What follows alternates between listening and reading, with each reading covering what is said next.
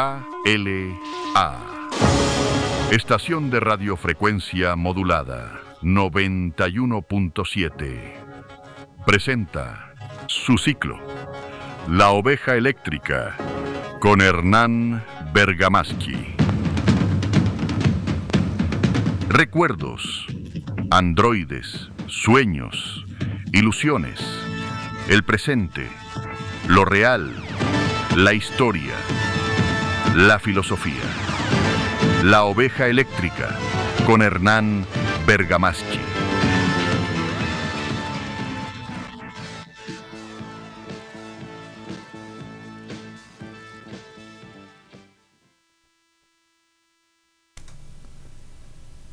Con los libros levantados, en las calles que hablan, leales a la pasión, de multitudes fieles a sus principios.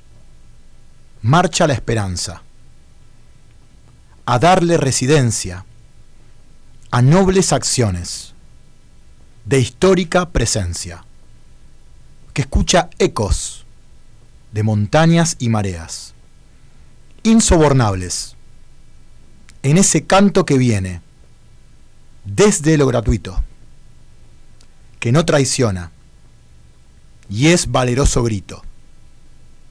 Cuando las letras de sus pasos encaminan, convencidos legados y despejadas conciencias, en la verdad donde izar banderas sin dudas, para golpear lo brutal que quiere callar lo que siempre está de parto y no se arrodilla, porque es entero derecho que nos hizo ser quienes somos, sin precio ni falsías.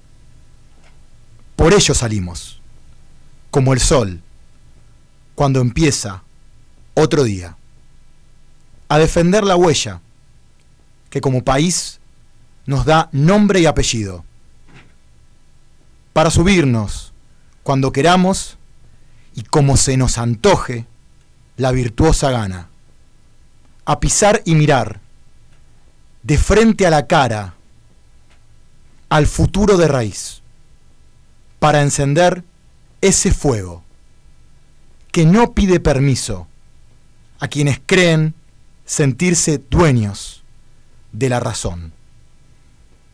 Ese latido unísono que nos despierta como pueblo.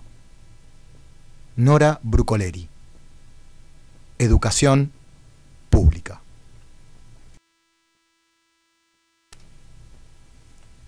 Hoy no voy a salir, voy a quedarme en la nube donde nadie sube. No vengas a molestar, dicen que está todo mal, bueno. Yo estoy más que bien acá y no te pienso ni mirar, ciego. Vamos, repriman la mierda que tienen guardada en el pecho. Traguen y callen estos desechos, parece siempre derecho. Cállenlo, cédenlo, que haga lo que quiera pero sáquenlo. Y cállenlo, cédenlo, que haga lo que quiera pero sáquenlo. Ey, háganme caso, o no tienen claro que soy el rey. Háganme caso que soy la ley, dame mi blister, mi party 100.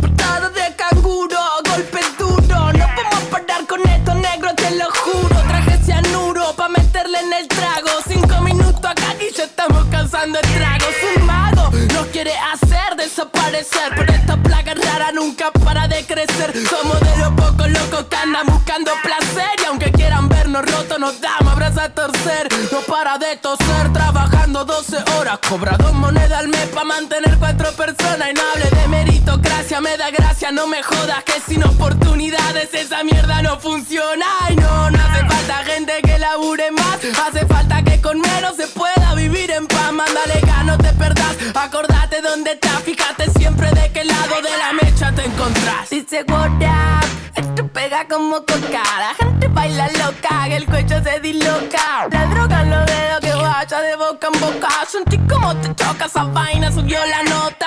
Salta como una pulga, empezó la purga, largo todo fresco como un purga, ni quedé. Otra vez con sed, entre fiebres y migraña, vuelvo a soñar con un viejo en el medio de una montaña. Me miró y me dijo de la vida nadie se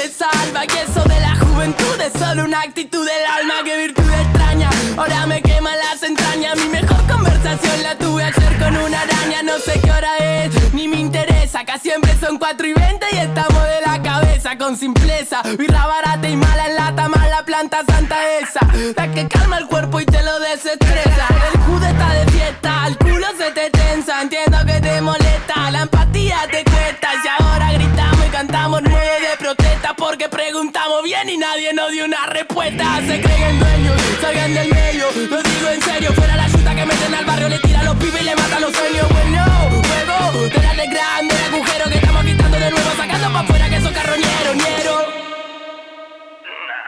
No vengas a molestar, dicen que está todo mal, bueno. Yo te imaginé bien acá y no te pienso ni mirar, cielo. Vamos, repriman la mierda que tienen guardada en el pecho. Traen y callen hasta estar deshecho, parece siempre derecho. Cállenlo, cédenlo, que haga lo que quiera pero sáquenlo. Y cállenlo, cédenlo, que haga lo que quiera pero sáquenlo. Ey, háganme caso, o no tienen claro que soy el rey. Háganme caso que soy la ley, dame mi blister, mi party, yeah. KLA.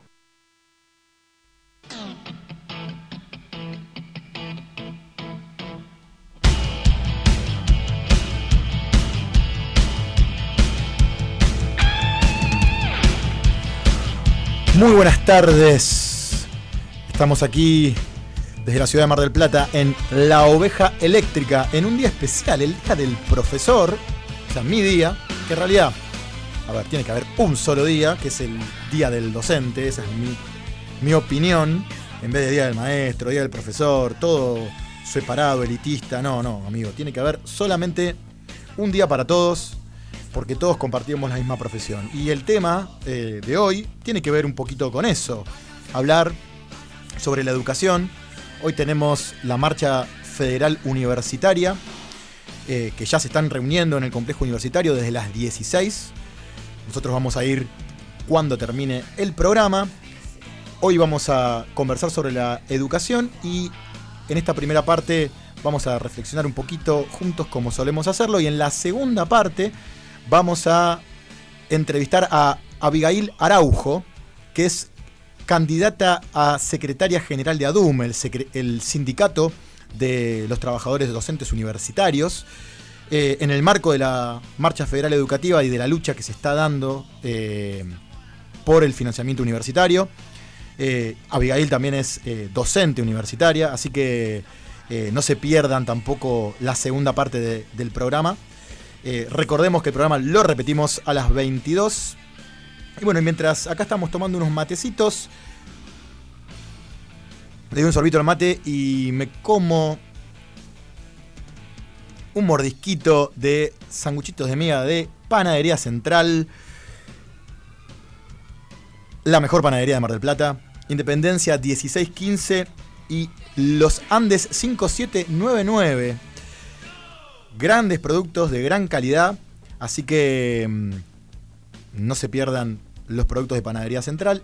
Y ya que estamos con los chivos también, no quiero dejar de invitarlos mañana a Cataculta. Hoy vamos a sortear un pase 2x1 que los va a habilitar para venir a algunos que cumplieron algunas consignas dentro del canal de Cataculta. Para sumarse al canal de Cataculta tienen que sumarse a partir o a través de mi Instagram, Hernán Bergamaschi. Y se suman ahí y van a Cataculta, que es un espacio de encuentro espectacular. Tomamos unos vinos, reflexionamos, charlamos de historia, ciencias sociales, política, filosofía, nos divertimos y después nos vamos a tomar una cervecita también a Hobbs Galería. Así que, hechos los avisos parroquiales, me mandan acá un audio por el WhatsApp de la radio, que es 223-05-88-77. Si quieren mandar un audio, escribir, dejar su mensaje, ¿qué es la educación pública para vos? ¿Por qué es importante la universidad pública? Mándamelo, escribís por ahí.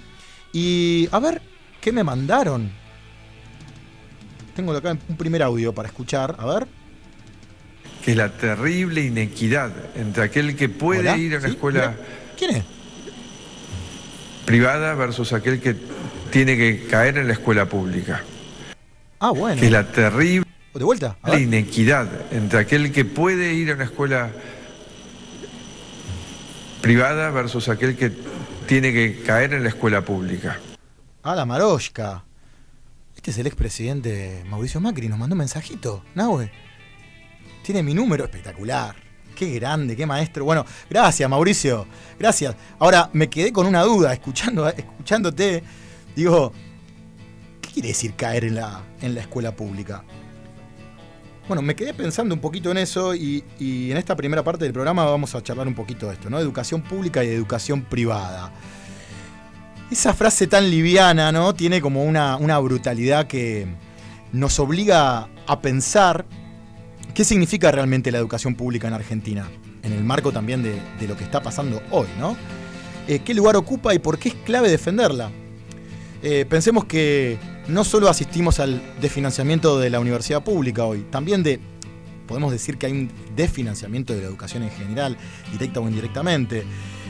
Muestra de ello es el recorte del FONID. El FONID es el Fondo de Incentivo Docente, que eso representaba el 14% del presupuesto educativo total del país. El gobierno de Milei también suspendió el Fondo Compensador de Desigualdades Salariales, que es para compensar justamente las desigualdades salariales en las diferentes provincias, y también los subsidios a los comedores escolares. Así que creo que la palabra caer no es inocente, ¿no? Con lo que está pasando hoy, porque parece que la educación pública estuviera en un segundo plano, como si fuera una opción menor, un destino inevitable para los que no acceden a pagar una cuota, para los que no acceden al mercado. Pero esa idea de que la educación privada es mejor que la educación pública, hay que revisarla. Hay que revisarla históricamente, pero hay que revisarla también con algunos datos. Primero, que la educación en Argentina no es un servicio que se consume, sino que es un derecho. Y eso está en todo el marco legal, empezando por la Constitución Nacional y siguiendo por las diferentes leyes educativas. Entonces, ese derecho, como es un derecho, tiene que garantizar equidad y la misma calidad. Entonces, si hay una educación pública que es peor que la privada, en teoría, según se plantea eso, hay un derecho que no se está cumpliendo. Y eso es igualdad de oportunidades, porque el derecho lo que marca es la igualdad de oportunidades. Y eso es fundamental en la democracia. Entonces, pensando, ¿no?, un poco como hablábamos en el encuentro pasado en la relación con el Estado, ¿no? El Estado es el garante de los derechos y eso tiene que ser un deber del Estado, garantizar la educación como un derecho. Y garantizarla significa también igualdad de oportunidades. Ahora, ¿por qué es importante también la educación pública? Bueno, es un espacio donde se produce justamente la convivencia en la heterogeneidad, ¿no? Donde está la famosa frase, el hijo del médico puede compartir el aula con la hija del albañil.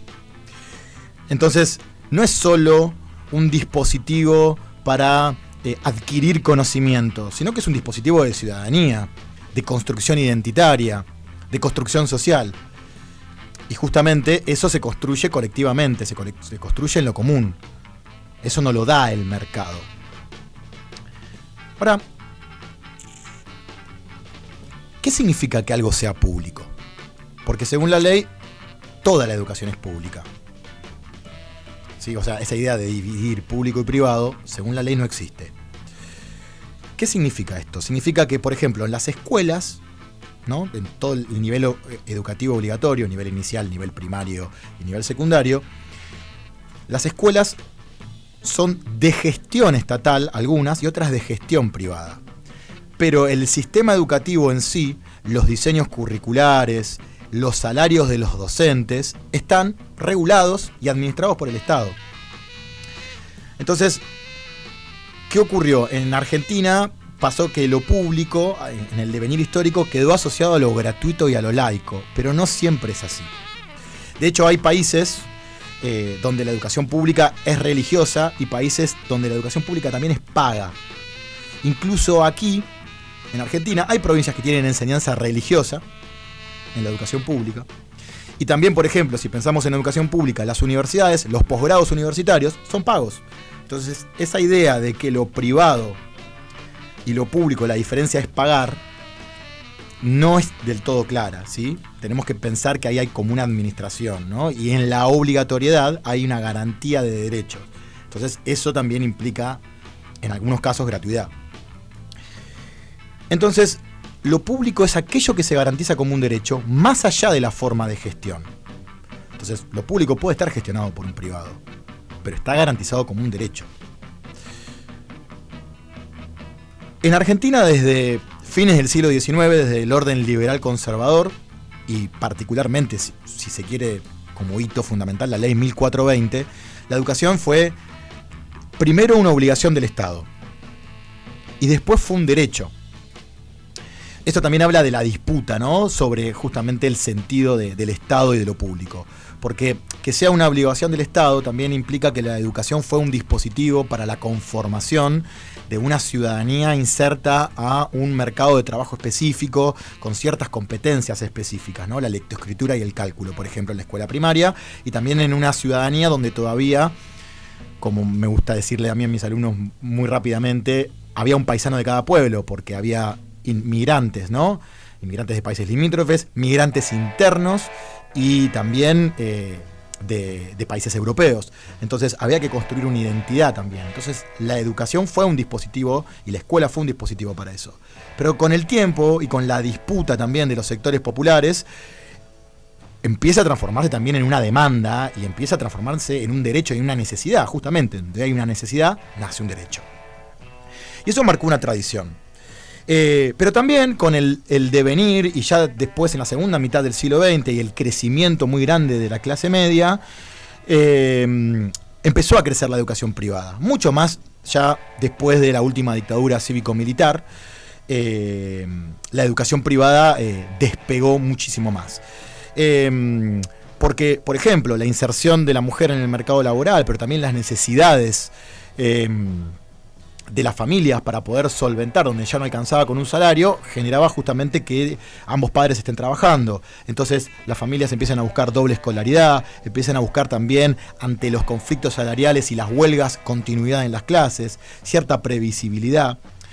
Y también, y hay que ser claro con esto, se empieza a dar, ya un poco más adelante, en la década de los 90, cierta homogeneidad social. Esta idea de: yo no quiero que mi hijo se junte con el hijo del médico se junte con el hijo del albañil. Yo quiero estar con gente como uno, ¿no? Empieza a pasar un poco eso. Evitar lo heterogéneo. Y esta tendencia, obviamente, que no es exclusiva de lo educativo, sino que también lo vemos en la salud, por ejemplo, o también lo vemos en la comunidad urbana. ¿Qué son sino los barrios privados? ¿No? Querer vivir con un vecino que sea, entre comillas, como uno y no poder convivir con el otro, ¿no? Entonces, hay ahí como una serie de mitos, ¿no? Que es como: lo privado es mejor que lo público, pareciera ser, ¿no? O ese es el mito, o ese es el discurso. ¿Pero qué quiere decir que lo privado es mejor de lo público? ¿O qué es lo que está diciendo alguien cuando dice que lo privado es mejor que lo público? En esa lógica. Bueno, cuando uno empieza a revisar los datos, lo que surge ahí es el orden, la continuidad, mejores condiciones edilicias, actividades extracurriculares, pero muy rara vez se dice que en la educación pública se aprende menos. Y esto también está reflejado por las diferentes pruebas y estadísticas. Cuando se ven las pruebas de aprendizaje, lo que aparece no es una diferencia entre lo público y lo privado. Lo que aparece es diferencias en nivel socioeconómico y cultural de las familias, no con la gestión.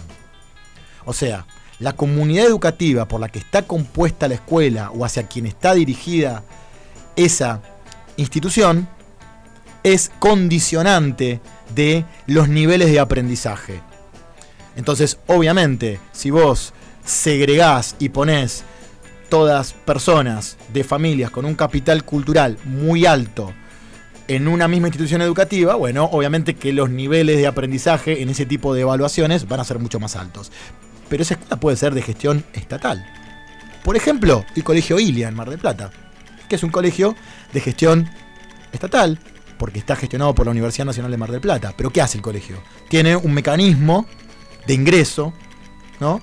En donde ingresan ciertas familias ¿sí? O se sostienen ciertas familias con cierto nivel cultural. Bien. Entonces, cuando se comparan instituciones con el mismo nivel socioeconómico, no hay diferencias en el aprendizaje. Si comparamos un nivel socioeconómico alto en una escuela privada y en una escuela pública, vamos a encontrar los mismos niveles. Pero cuando se empiezan a comparar barrios diferentes, es distinto. Y obviamente, allí donde no está el mercado, está el Estado. No va a haber una escuela privada en un barrio carenciado. ¿Por qué? Porque va a ser muy difícil gestionarla. ¿Por qué? Porque tiene un fin de lucro. Entonces, obviamente que ahí se va a encontrar con realidades diferentes esa escuela. Entonces, lo que hay es un problema social, no es un problema de la educación pública en sí. Entonces, cuando escuchamos esa frase que lo privado es mejor, lo que conviene hacer es traducirlo. Lo que muchos valoran no es tanto lo pedagógico, sino lo que se valora es el contexto. Que el maestro esté siempre, que el edificio esté en condiciones. Ahora, hay una paradoja también, porque como la gestión es privada, ¿no? De una escuela privada, pero la administración de eso es del Estado Nacional. Por tanto, por ejemplo, cuando hay luchas docentes, cuando hay reclamos salariales, como los salarios los regula el Estado, los mismos docentes privados que no pueden parar o que tienen, digamos, más tapujos o más presiones para hacer ese tipo de manifestaciones, se ven beneficiados por la lucha de los trabajadores de la educación en la escuela pública. Porque las mejoras salariales son las mismas, porque los salarios son los mismos. Yo lo puedo decir como ex docente de colegio secundario, trabajé tanto en público como en privado, y básicamente te pagan lo mismo en el público que en el privado. Bien, algunos privados te pagan un plus no remunerativo, pero es bastante raro que eso ocurra. Ahora, ¿qué es lo que está pasando? ¿Estamos ante un proceso de privatización? Bueno, yo no sé si estamos ante un proceso de privatización. Lo que sí veo es que hay un proceso de vaciamiento de la educación pública. ¿Qué es esto? De financiarlo, lo que estamos viendo aquí. Y no solo de las universidades, como decía antes, sino en todos los niveles educativos. Ahora, también hay una realidad. En Argentina la sociedad tiene una representación todavía bastante fuerte sobre lo público, y eso ha hecho que cada vez que se intentó avanzar con políticas más duras, por ejemplo en la década de los 90, si bien hubo una transferencia educativa a las provincias y eso significó un desfinanciamiento, se planteó, por ejemplo, las escuelas charter o el arancelamiento universitario. ¿Y qué pasó con eso? Bueno, la sociedad reaccionó y frenó estas medidas y también tuvimos años de carpa blanca. Entonces, hay una defensa que, bueno, la vemos hoy en la marcha. Ahora, defender la educación pública no es solo defender derechos de los docentes. También es defender el derecho a aprender y a contar con un servicio previsible. La previsibilidad y la calidad de la educación pública son condiciones que son irrenunciables. Entonces, ahí hay una tensión con las herramientas de lucha que tenemos hoy. Y acá entra una palabra que suele usarse mucho, que es la autonomía, ¿no? Porque hay algunos que dicen que la educación pública tiene que ser más autónoma, como la privada. ¿Qué quiere decir autónoma? Bueno, que puedan elegir su propio personal, que tengan su propio financiamiento o un financiamiento más directo. Claro, pero el problema es ese. Si no hay recursos, la autonomía es un sinónimo de abandono. Una institución pobre en infraestructura, si no tiene herramientas, si no tiene apoyo para los docentes, no hay autonomía. No es una oportunidad la autonomía, es una condena. Por eso el Estado sigue siendo clave. Para ir terminando, creo que el desafío de hoy es poder producir lo común. Porque, ¿qué significa defender la educación pública? Es defender un espacio de encuentro social. Un espacio donde se construye igualdad. Y frente a quienes plantean que lo público es un lugar al que se cae, tenemos que recordar que nadie cae en un derecho, porque los derechos se conquistan, se defienden. Por los derechos se lucha. Defender la educación pública no es algo romántico ni nostálgico. Es un acto político. Y es parte de la democracia, tenemos el deber de defenderlo.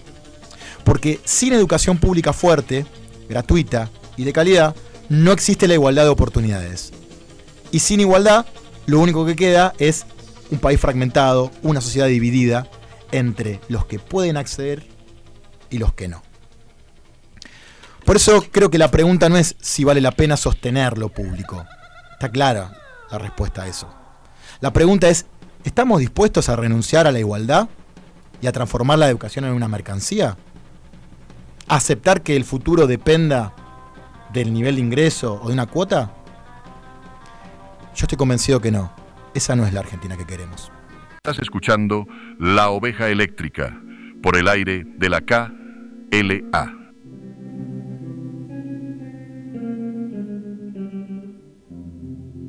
I was 5 and he was 6. We rode on horses made of sticks.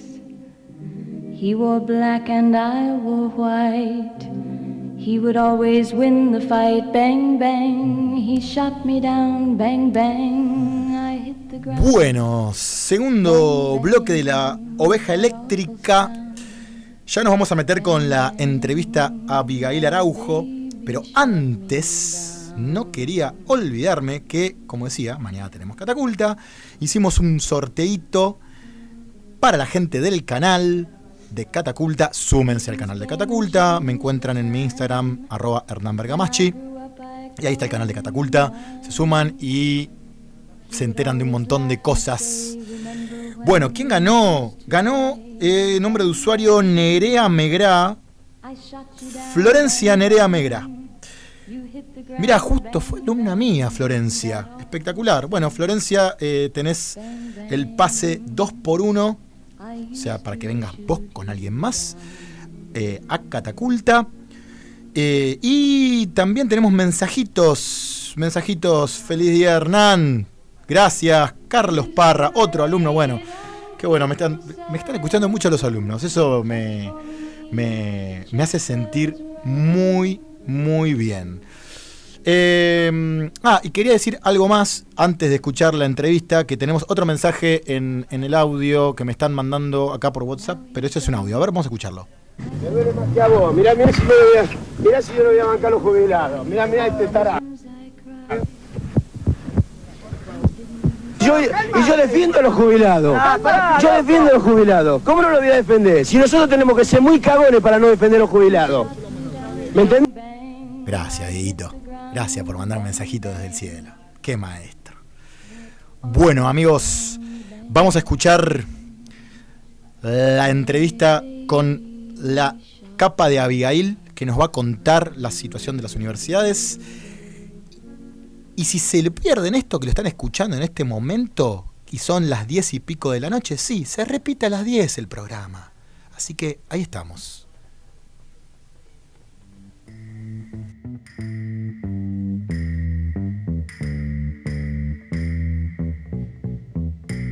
Estamos en comunicación con Abigail Araujo, que es ingeniera mecánica, docente de la Facultad de Ingeniería y también del Colegio Ilia de nuestra universidad. Es consejera escolar y concluye su mandato en diciembre de este año. Y actualmente es secretaria gremial de ADUM, ¿no? ¿Estamos bien? ¿Lo que estoy diciendo? Sí. Y es candidata a la Secretaría General del Gremio de Docentes Universitarios, o sea, también de ADUM. Con ella vamos a conversar sobre la situación de las universidades. Me interesaba tener este diálogo con vos, Abigail.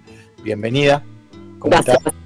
Este miércoles tenemos una movilización importante en todo el país y siempre intentamos abrir el aula, comentar un poco también y analizar la realidad social y pensar un poco el mundo contemporáneo. Y en ese sentido, para empezar, si querés contarnos y hacer una especie de diagnóstico, ¿cuál es la situación actual de las universidades nacionales? ¿Qué es lo que está en juego? ¿Y por qué se marcha mañana? Bien. Mañana marchamos como venimos haciendo con un montón de medidas hace más de 1 año y medio, porque la universidad pública está recibiendo un ataque sin precedentes desde la dictadura para acá, ¿no? Desde el retorno de la democracia.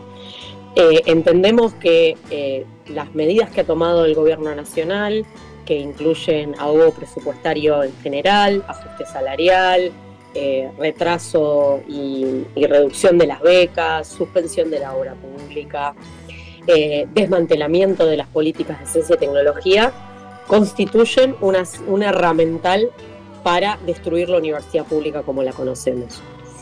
Pero además, mañana no solo nos movilizamos por esto que está viviendo la universidad pública, sino que entendimos este año que había una serie de sectores que se habían levantado también con políticas y que han sido muy agredidos y agredidas por el gobierno nacional, como son los residentes pediátricos, como son las personas con discapacidad y sus familias, los jubilados y las jubiladas.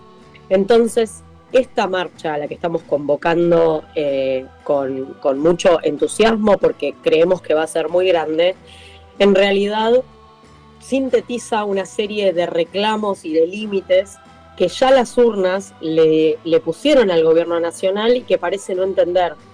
Entonces salimos a las calles porque creemos que es necesaria también ese modo de comunicación, no solo al Poder Ejecutivo, sino al Congreso Nacional. ¿Por qué vos dijiste hay como una intencionalidad de desmantelar, de destruir las universidades nacionales? ¿Por qué pensás que es eso? Bueno, lo que estamos viendo es que algunas de las políticas que nombré están generando que muchas personas de los actores que hacen que la universidad pública argentina tenga ese prestigio y ese valor social, se tengan que ir. En el caso de los docentes y las docentes universitarias, tenemos el salario más bajo, el poder adquisitivo más bajo en 40 años. Eso significa que muchos renuncian a su vocación, que tenemos que cubrir esos lugares con personas que tal vez tienen menos experiencia o menos formación, y algunos lugares incluso quedan vacantes. Eso es por el lado de la docencia.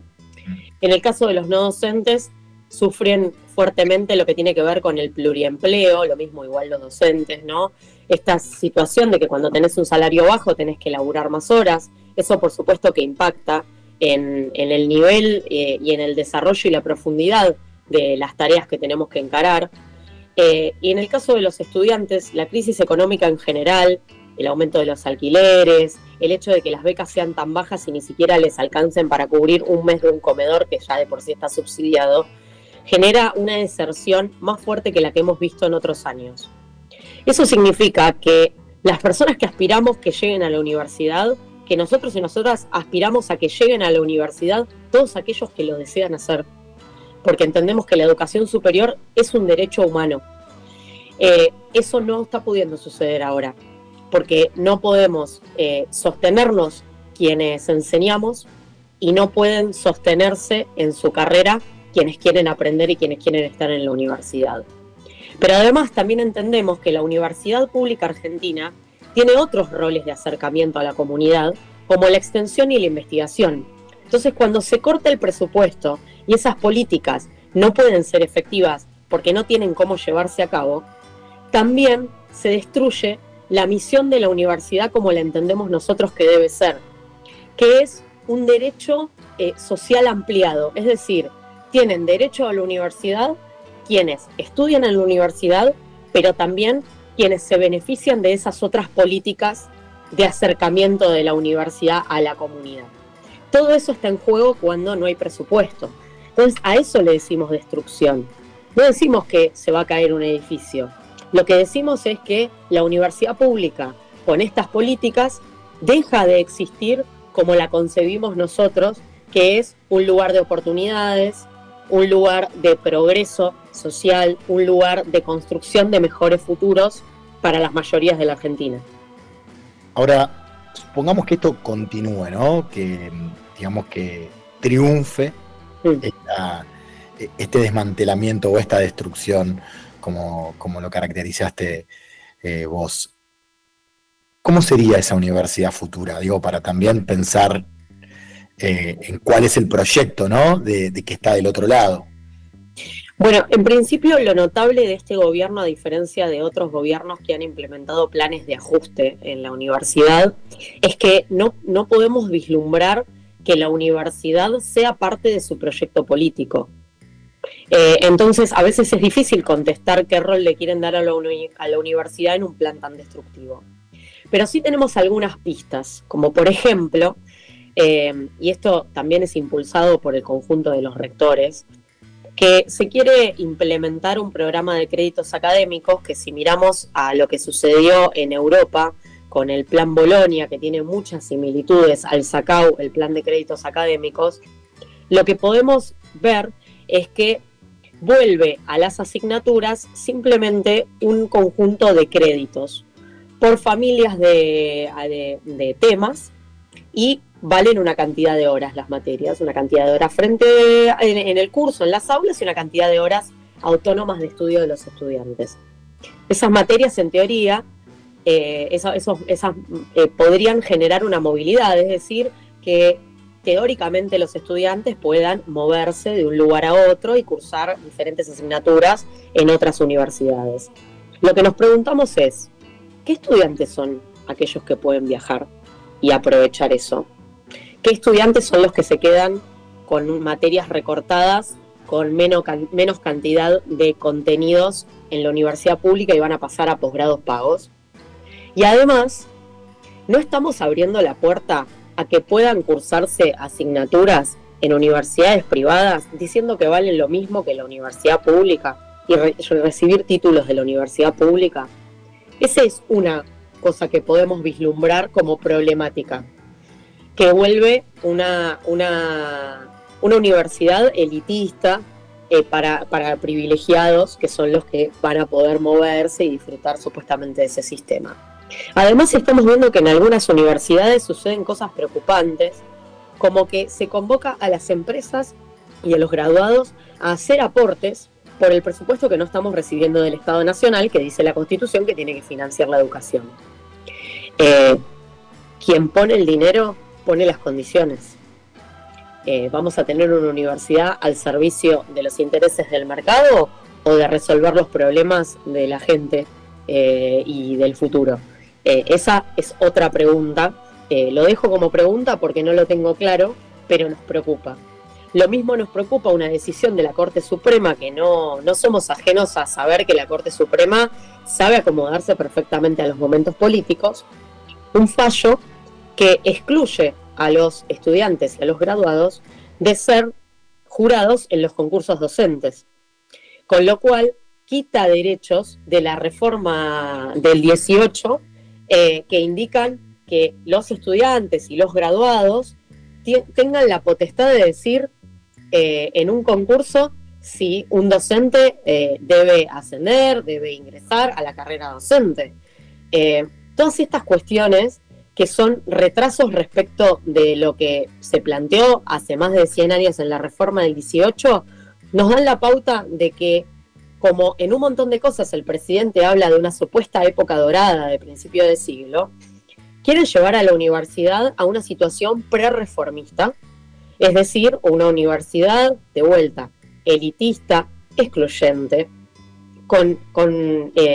digamos, infiltrada por un montón de intereses privados y lejos de un modelo de universidad que hemos sabido construir en estos 100 años, cogobernada, autónoma, inclusiva, un derecho para todos y todas, que se ocupe de los problemas de la sociedad. Sabes que te escuchaba y hay también como toda una retórica sobre el liberalismo, ¿no? Y bueno, liberales en lo económico, conservadores en lo político, digamos, para plantearlo de alguna manera, pero también me resonaban otras cosas, porque en todo lo que estabas contando vos, pareciera ser que esa idea de autonomía de las universidades, que pareciera que no se va a perder desde el discurso, pero que se aprovecha un poco eso como para ir hacia un proceso de privatización. Por lo que vos me estás contando, lo que se vislumbra, lo que yo trato de entender de todas estas características que vos vas planteando. Además, por ejemplo, si los estudiantes no pueden tomar ciertas decisiones, también como que se va como perpetuando como una estructura mucho más rígida también, y se pierde también la universidad como una usina de pensamiento político, ¿no? Porque yo, por ejemplo, recuerdo mis primeros años en la universidad, mi acercamiento, mi mayor acercamiento a la vida comunitaria real, de encontrarme con otras realidades, yo lo hice en la universidad. la universidad me acercó a muchas cuestiones de la vida pública. Es que esto que te digo respecto de que un sistema de créditos concibe a la vida universitaria como un conjunto de horas frente a el aula y en la casa autónomamente, no concibe un estudiante que socializa en la universidad, que participa del centro de estudiantes, que es parte de un proyecto de extensión, ¿no? Entonces también, en eso también rigidiza un modelo de estudiante no participativo, no comprometido socialmente, y eso es sumamente preocupante, porque efectivamente para muchos y muchas de nosotros ese conocimiento y reconocimiento de otras realidades que excedían por mucho el contenido de las asignaturas es parte de la experiencia universitaria. Y tuvimos un comentario el otro día en el Instagram de ADUM de una estudiante que nos preguntó ¿por qué no nos dedicábamos simplemente a dar clase? Y a mí se me ocurrió explicarle, porque evidentemente era una persona que no había ingresado todavía a la carrera, que tenía aspiraciones de ingresar a la carrera de enfermería, que en la universidad se aprende mucho más que las materias, que lo que nosotros estábamos haciendo era parte de la enseñanza, de que cuando hay una injusticia social, hay algo colectivo para hacer al respecto.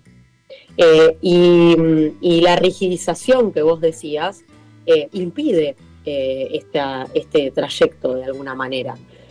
Pero además es evidente que están en contra de la autonomía universitaria, ya desde el punto de que creo que fue hace 2 días, o fin de la semana pasada, el subsecretario de Políticas Universitarias, que a lo único que se dedica es a ser columnista de un programa de streaming libertario, amenazó en la tele a un funcionario de la UBA y después publicó un comunicado donde decía que por una acción de la página de la UBA que decía no al veto, iba a denunciar por incumplimiento de deberes del funcionario público a las autoridades de la UBA. Las autoridades de la UBA son funcionarios de la Universidad de Buenos Aires, no son funcionarios nacionales. No los pone el presidente como hace más de 100 años. Entonces, ¿qué es lo que nos están diciendo cuando hacen esos comunicados? Más allá del ataque simbólico que hacen, que podríamos decir prácticamente que es violento, cruel, represivo, como todo lo que hace el gobierno. No me quiero centrar en eso. Me quiero centrar en la idea de que supuestamente las autoridades de la UBA son funcionarios públicos que deben responder a lo que dice el presidente. Esa no es una universidad democrática, interna y autónoma y cogobernada. Eso nos da pistas de a dónde quiere ir este gobierno nacional. Está claro, sí, y además tampoco quita que, bueno, esto es real, la universidad es súper democrática y existen también miradas oficialistas, digamos, por decirlo en este contexto histórico, sobre el gobierno nacional dentro de la universidad. Por tanto, ese órgano de discusión existe, o sea, no es que el posicionamiento del ataque a las universidades internamente no hay voces libertarias, por así decirlo, ¿no? Existen también esos posicionamientos y se discute. Entonces, me parece que querer acallar es justamente querer totalizar, ¿no? Querer pensar, bueno, esto, digamos, una lógica medio de patronazgo, ¿no? O empresarial, si querés. Sí, empresarial, pero la verdad que bastante fascista, vamos a decirlo, porque esta idea de que las universidades ingresa a un estudiante a la universidad, lo adoctrinan y sale de izquierda, primero contradice la historia de gobierno radical de la mayoría de las universidades actualmente. Empecemos por ahí, por un lado. Pero además, esta idea de las universidades como un ámbito productor de subversivos es prácticamente literal lo que dijeron las últimas 2 dictaduras militares en nuestro país. Entonces, también a veces a las cosas hay que decirlas como son. Que la idea que ellos quieren decir de lo que sucede en la universidad, que como vos decís sucede lo contrario, porque es un lugar donde se discute y se discute mucho y todo el tiempo. En mi propia facultad hay una agrupación libertaria que se presentó al centro de estudiantes, entonces no podemos decir que no hay ni libertad, ni democracia, ni pensamiento crítico. Mágicamente no los pudimos adoctrinar esos chicos. Lo digo irónicamente, pero es así. o sea, piensan lo que quieren pensar y lo discuten con sus compañeros, no se condice con lo que ellos quieren decir que son las universidades. Entonces, ¿qué es lo preocupante para ellos? Que algunos seamos más de izquierda o que se discuta, que se pueda pensar que cuando hay un problema hay una diversidad de caminos para resolverlo. Porque esa para mí es una cuestión central. Cuando el gobierno dice, lo único que se puede hacer es esto, eso es lo contrario a lo que aprendemos en la universidad. Y lo digo también con mi formación profesional de ingeniería. Nunca hay una sola solución para los problemas. No necesito haber estudiado ciencias sociales para saber eso. Entonces, la idea de que podemos tomar diferentes decisiones ante los mismos diagnósticos o que podemos tener diferentes diagnósticos sobre la misma situación es algo que aprendemos en la universidad.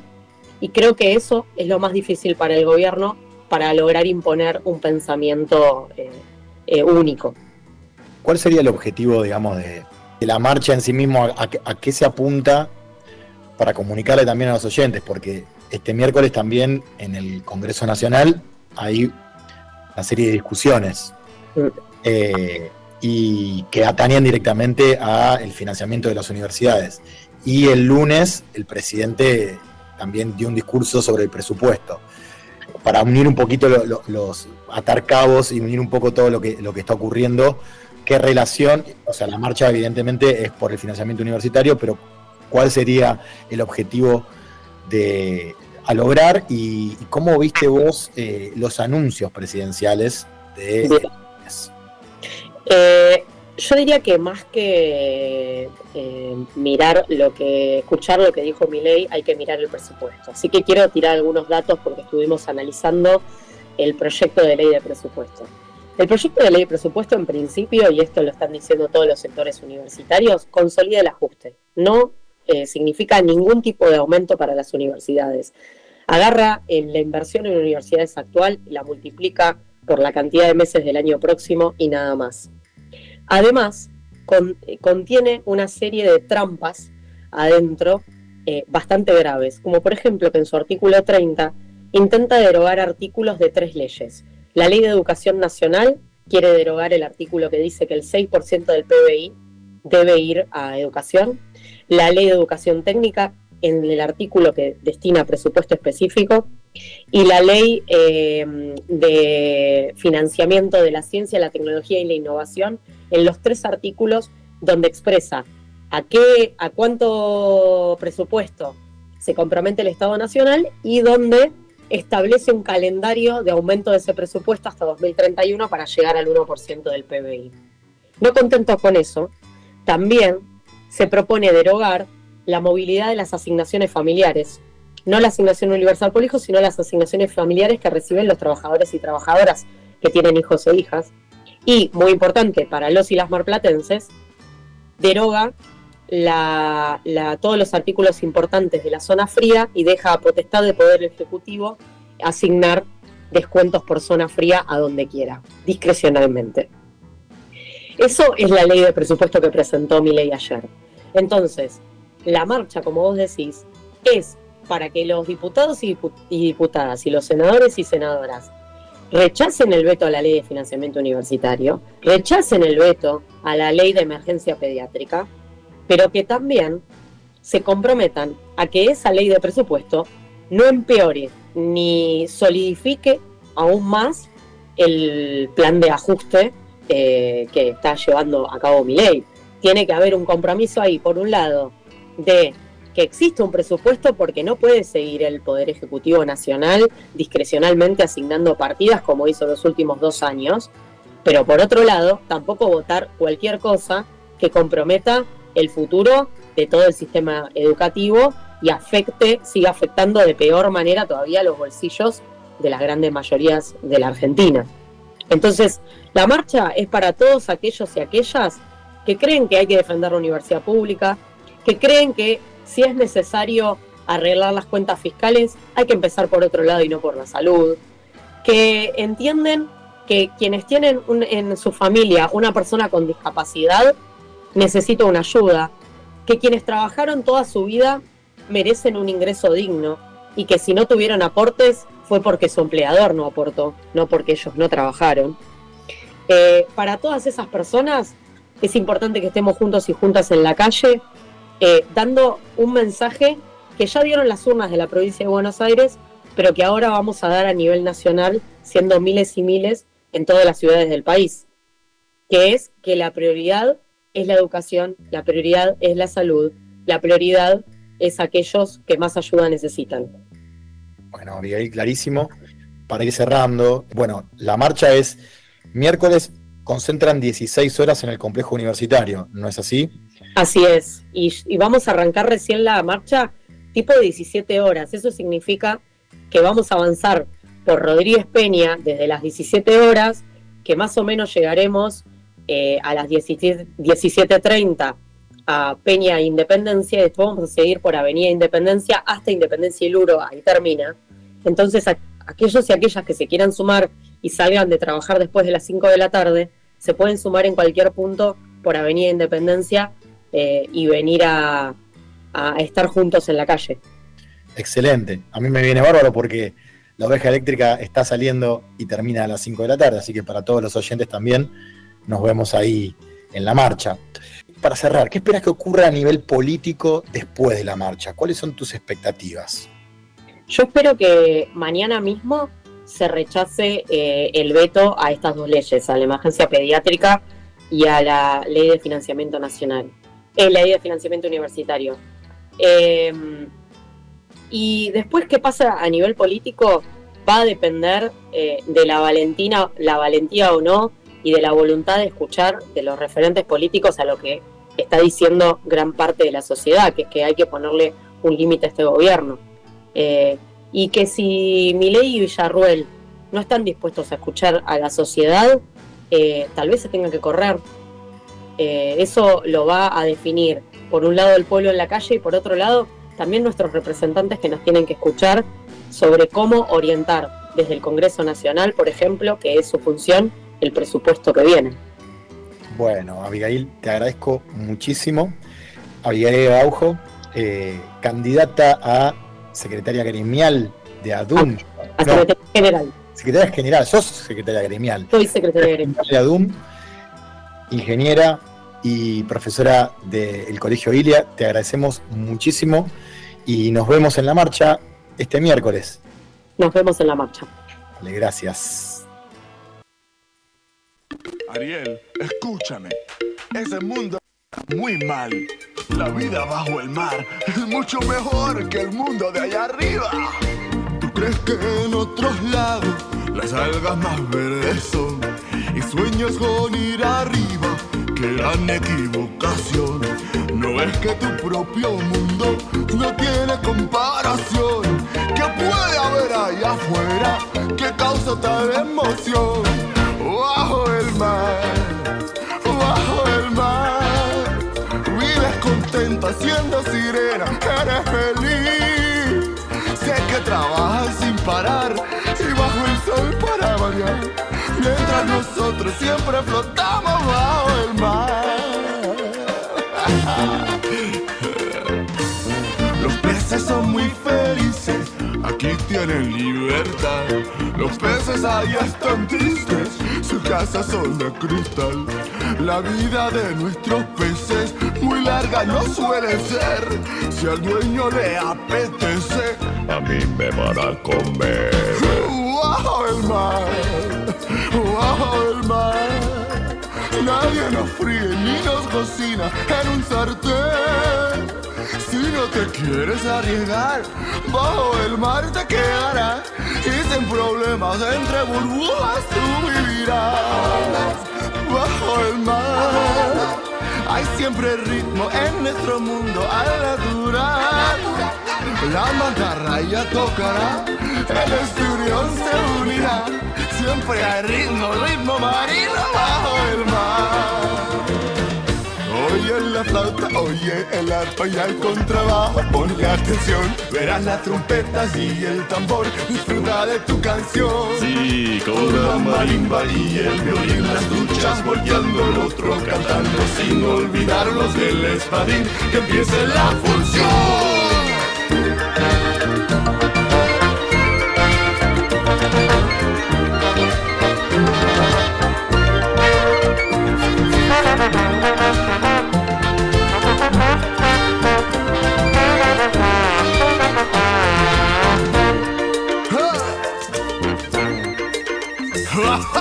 Sí, rompieron mi bandera. Rompieron mi bandera y eso no se lo voy a perdonar jamás en la vida.